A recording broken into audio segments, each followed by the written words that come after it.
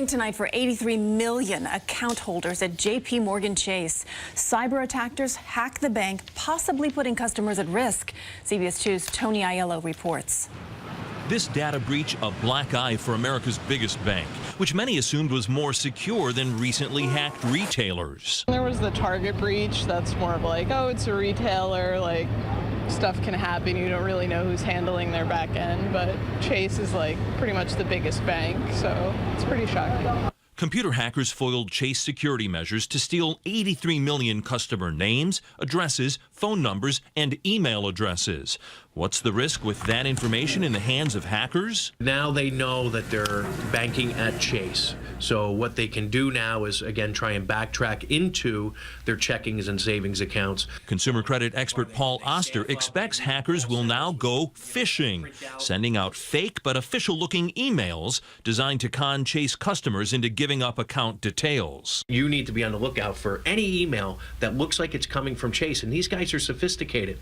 So you need to verify it. Don't click on the message. Don't respond to the email. Assume that it's phishing. The bank claims hackers did not steal any account numbers, passwords, social security numbers, or dates of birth. What should I do? When Oster called to check on his Chase accounts, a customer service rep downplayed any new risk from phishing. Still, customers worry about the massive breach. The concern is that they can steal our identity. They should have done a better job, no matter what.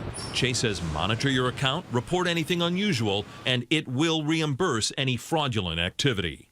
Tony Aiello, CBS 2 News. JP Chase does say that so far it has seen no unusual fraud activity related to this cyber attack.